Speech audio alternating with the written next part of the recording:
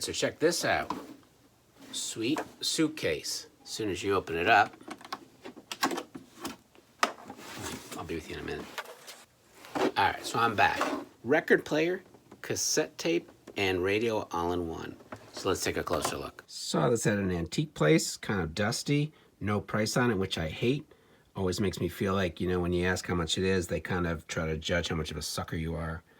So I asked the guy, he's like, well, you know, these things can go for $300. He said, oh, it's not mine, it's the guy's, I'll ask him. So he comes back and he says, well, you know, he would do 50. So I'm potentially interested at 50. I definitely would like to pay less. I did look it up online. I saw one that sold for 150. My concern was I thought there was so little chance that this stuff was going to work. Almost certainly the belt on the record player and or the cassette was going to be bad. I thought there was going to be a power cord in here, but there wasn't. There was just a microphone. Guy had a kind of a boom box with this kind of plug, and so I thought, well, let me see if that's going to work. And it doesn't. It's a little bit too big. I could always just shave this down, right? What's the big deal? The distance between these two holes did not line up with those two prongs down there. It was a little bit bigger. So now I'm thinking, oh my God, what am I gonna do? What am I gonna have to do? Cut this thing out and remove some of the stuff in the middle? This is gonna turn into a mess. And I'm gonna have a, you know, $50 dead weight on my hands because I can't even power this up to test it. So I'm back and forth with the guy, but he wants 50. So I walk away. Went back at the end and was like, I don't know. Let me call the guy and see what he'll do. And I kind of felt like, well, this is when the used car guy goes and talks to the manager, right? You know, he's just going back there and having a cup of coffee. But he does come back and he actually says, okay, fine, take 30. So I paid 30 and now I'm the proud owner of this Bohsei, if that's how you say it, model 6100. And it's got the beat cut, whatever that is.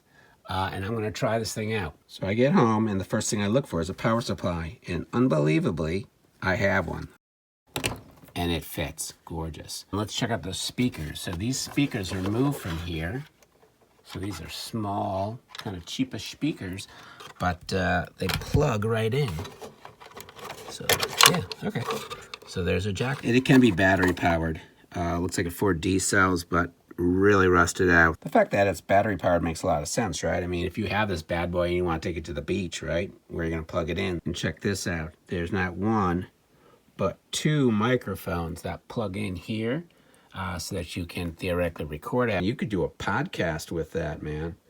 And yes, podcasts did not exist back then, but still. I love this feature. This thing has keys. And you can lock this baby up. I mean, because that way you can't steal it. It's just absolutely steal-proof because there's no way you could just pick up the whole damn suitcase and walk away with it. Got it set up. Time for the big moment. Got it set on radio. Let's do FM. All right, so that's pretty good. The right speed there. Very scratchy. Deoxid should fix that up. Let's see if the tone works. All right, so that's pretty good. If you have this over here and you pop it up, so that's funny. Let's just see without a tape what happens if I press play. Oh, God. Yeah, so actually it's revving up. Sounds awesome, but so I'm going to try a tape. Yeah, so it's trying to move. Oh, actually, fast forward's decent. Let's see, rewind. Oh, wow. Come on, let's see. Play, come on.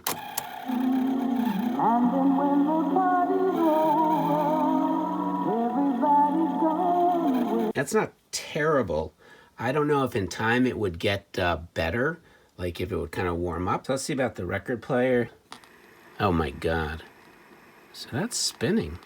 So that's impressive. Let me see if it goes faster on 45. Oh, that's faster. Is that 45 RPMs? I don't know. All right, you know them and you love them. Jerry Murad's Harmonic Cats and their delightfully non-sexist dolls, dolls, dolls. What's interesting is you can't even get to the left volume here. Oh my gosh. So again, this volume is...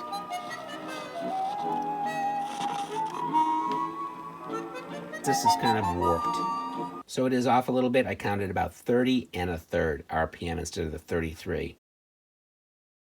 Explosion in Your Soul by Soul Survivors. Great song if you've never heard it.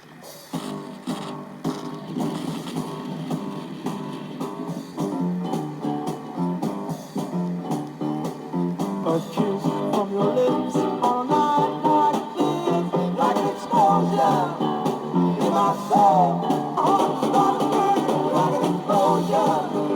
that sounded pretty damn good. And I'm not just talking about the song. That was near perfect. I think it's at 45. Again, I'm using a hand timer, but it is super close, if not completely, at 45 RPM. So I don't have a 78 record, so the only reasonable thing to do is to play the Bay City Rollers at 78 speed.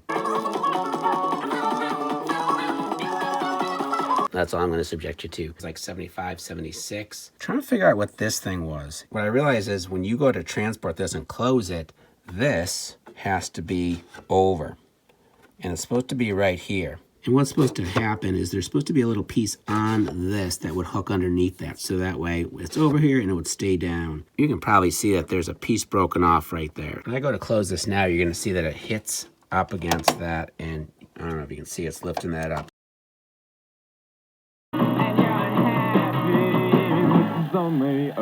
The tape player is playing better, but there are those moments when it definitely slows down, warps out. So my tape played at 2 minutes and 54 seconds. We were expecting about 2 minutes and 49 seconds. Question is now, do I try to repair this or just leave it alone? I do have the potential skill to make this much worse by trying to repair it, and I have at least a chance of making it better. So I think what I'm going to do is at least start to open it up, see how complicated it looks, see if I can get quick access to belts, and if I can, maybe I'll try to fix it. 6 screws to remove. 1, 2, 3, 4, and then 5 and 6. So the whole thing pops right out.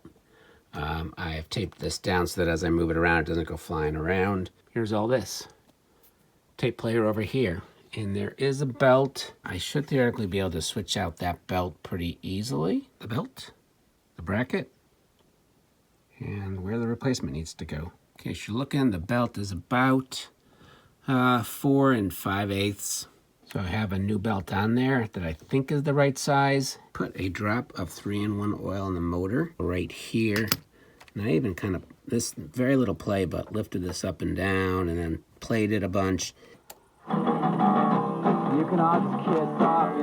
It sounded real good, no pauses, hesitations, warping, so I think that's good. So the volume is not as scratchy. I had been just turning the knobs a bunch, and that can sometimes get rid of some of the oxidation. But since I'm in here and I have it opened up, I will put some deoxit on the 2 volumes. So the volume's a lot less scratchy with the deoxit. But if you really hold me tight, and my dear, we're still goodbye. I don't think that like static at the end is has to do with the deoxit. I think it's just poor speakers.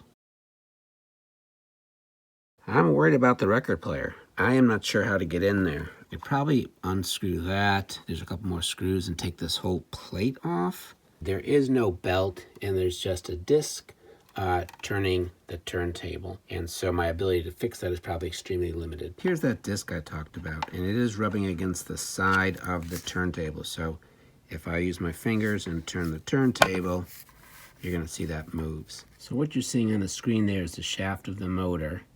And when I pan out, you can see how that is touching the wheel. The different size wheels, even though it's the same motor, will rotate at a different RPM. And that's where you get the 3 different speeds. That's 1, 2, and 3 different speeds. If you look at this thing, there's actually 3 different levels on it.